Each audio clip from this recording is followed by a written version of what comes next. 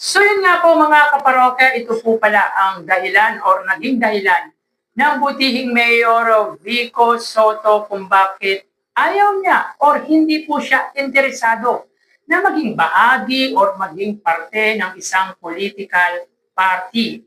Matatandaan mga kaparokya bago po siya tumakbo bilang alkalde ng lungsod Pasig ay under nga po ng political party ang butihing Mayor Vico Soto. And I'm not mistaken mga kaparokya, Vice President pa po ang kanyang posisyon sa nasabing political party which founded by late Senator Raul Roco. Di naman po alintana at very vocal naman po ang butihing Mayor Vico Soto na si Raul Roco nga po mga kaparokya ang isa sa iniidolo nitong politician or public servant.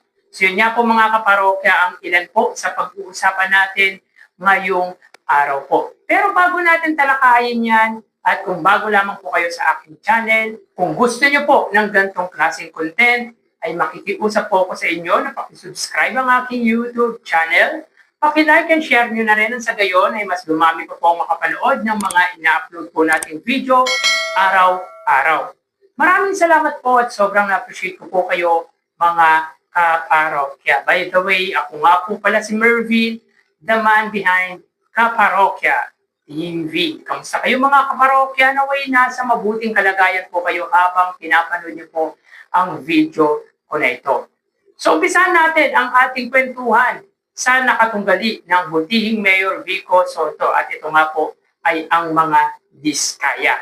So yun nga po mga kaparokya, may nakita nga po tayong write-ups coming from Inquirer na kung saan mga kaparokya ayon dito ay pakiramdam ng mga diskaya ay ninakawan daw po sila.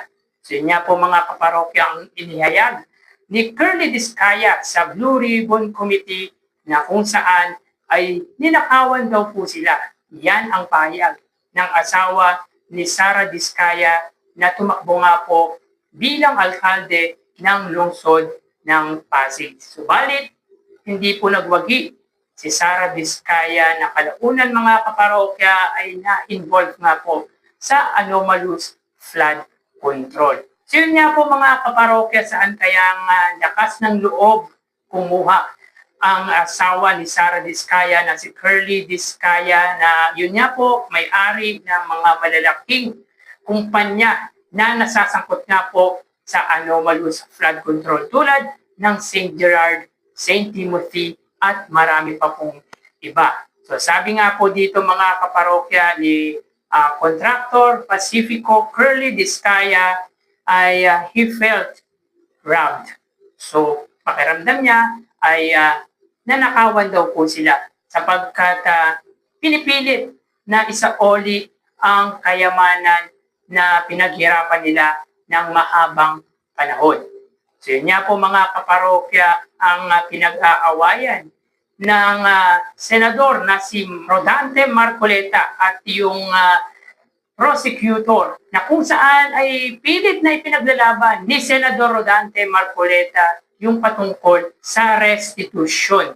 So masyadong malalim na po ang usapin yan mga kaparokya. Subalit nakakapagtaka naman mga kaparokya para naman po sa kapakanan ng mamayan sapagkat pakiramdam natin ay ninakawan niya po ang taong bayan ng mga mapaglamang, ng mga public official, politician, even ng mga contractors tulad niya po ni Diskaya ay pilit na pinagtatanggol ng senador na si Rodante Marcoleta ang patungkol nga po sa di pagbibigay ng yaman or sabihin natin yung restitution na pinagtatalunan ng prosecutor at ni Senador Rodante Marcoleta. Saan kaya kumukuha ng lakas ng loob ang asawa nga po ni Sara Diskaya na si Curly Diskaya na kahapon niya po ay binanggit nito na parang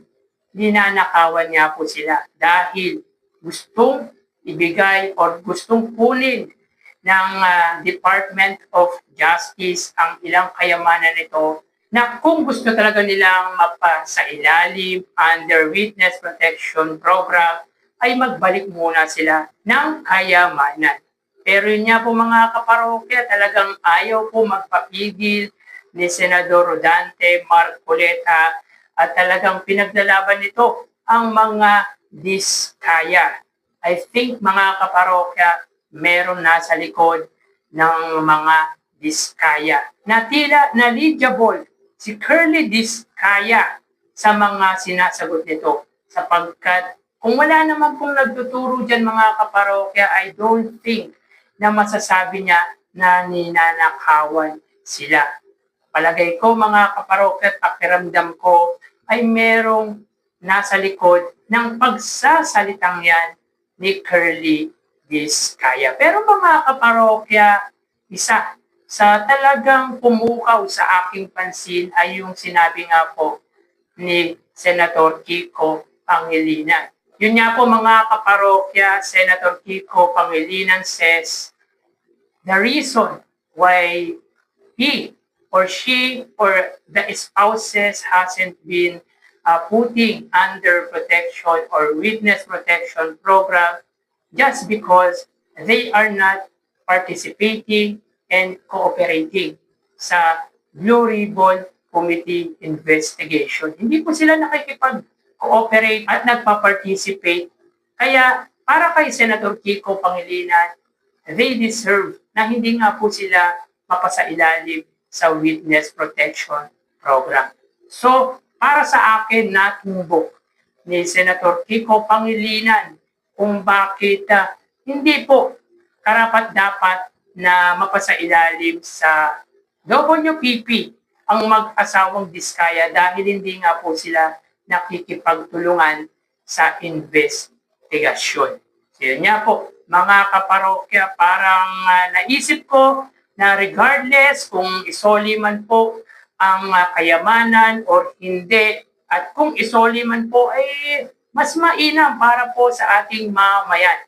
Pero kung hindi mga kaparokya, yung the word participating and cooperating, yun na lang po sana ang isaalang-alang ng mag-asawang Diskaya. Nga lang mga kaparokya, parang ang tigas ng mga mukha ng mag-asawang ito, which perhaps mga kaparokya ay meron niya pong nasa likod ng mag-asawang Diskaya na pwedeng ma-involve yung matataas na taong ito kapag nagsalita sila. Dahilan kung bakit pilit na ipinagtatanggol ng isang senador ang mag-asawang Diskaya. Kasi mga kaparokya, once na magsalita ang mga Diskaya, tingin ko malaki ang maitutulong nila sa investigasyon patungkol sa flood control anomaly.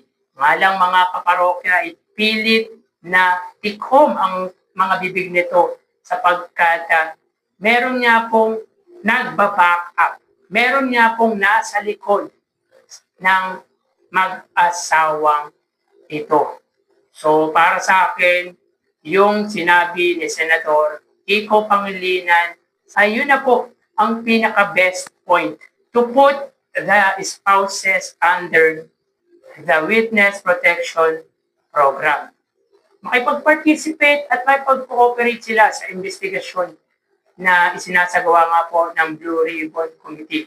Subalit, hindi po nila magawa sapagkat siguro naiipit din po sila dahil malalaki nga po ang mga pangalan na nasasangkot kapag nagsalita sila.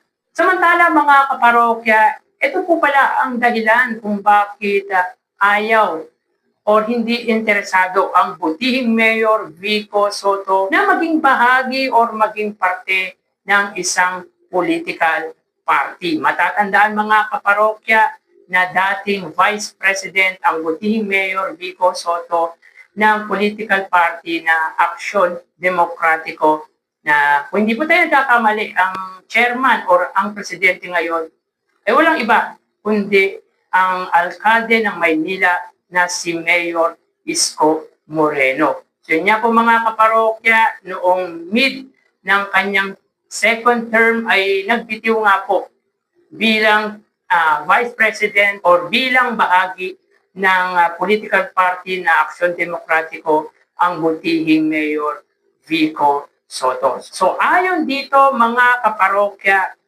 hindi ako sasali ng political party. Ito po ay write-ups ng Pasig Tayo. At sinabi rin po yan ng butihing Mayor Vico Soto. Ito po ay sinabi niya noong November 3, 2022.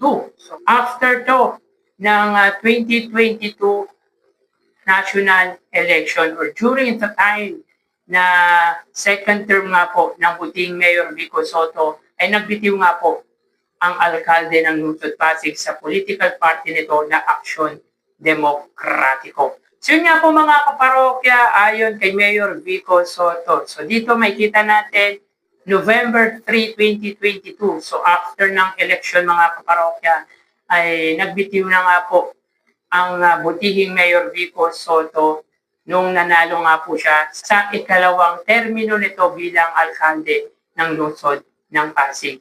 Sabi niya, hindi ako sasali sa political party just for the sake of my political gain. Hindi ako interesado. We need stronger political parties para hindi nagiging personality-based ang politika sa Pilipinas. With weak political parties, you have no choice but to be personality-based. So ito po ang naging dahilan ng butihing Mayor Vico Soto kung bakit umalis nga po siya sa Aksyon Demokratiko na ngayon po ay pinamumunuan, if I'm not mistaken, ng alkalde nga po ng Maynila na si Isko Moreno. Well, maganda naman din po mga kaparokya ang walang political party. Mas maganda rin po na independent ka dahil nagagawa mo ang gusto mo.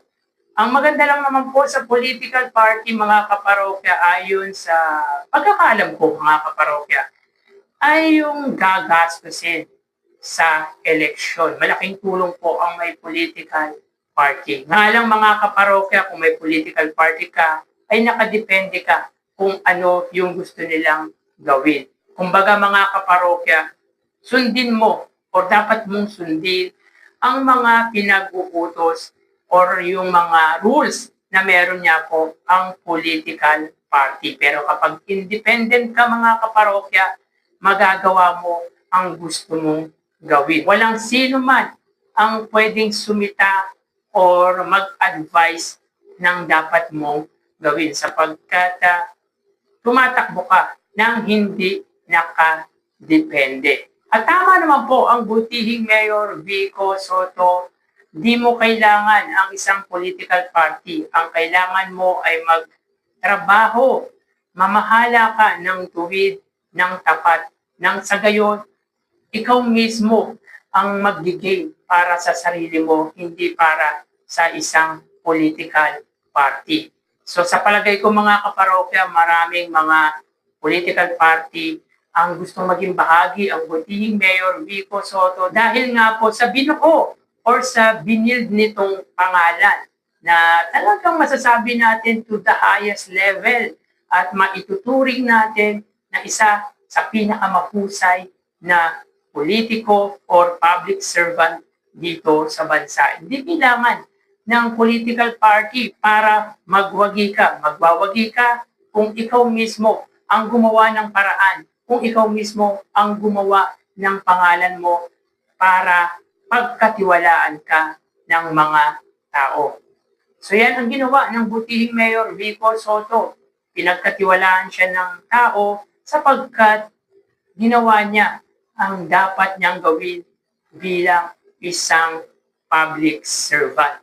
Napatunayan niya sa Lungsod Pasig na kahit wala po siyang political party, ay mananalo at mananalo ito. So I guess mga kaparokya, if he will plan to run in a higher position like senator, ay mananalo at mananalo si Mayor Vico Soto without any political party. Kahit independent lang, ang butihing Mayor Vico Soto ay guarantee na pasok sa top 5 ang butihing Mayor Vico Soto.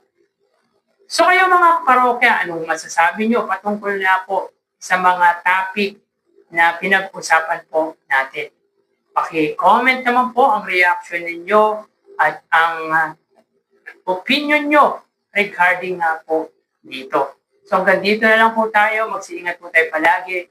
Thank you and God bless.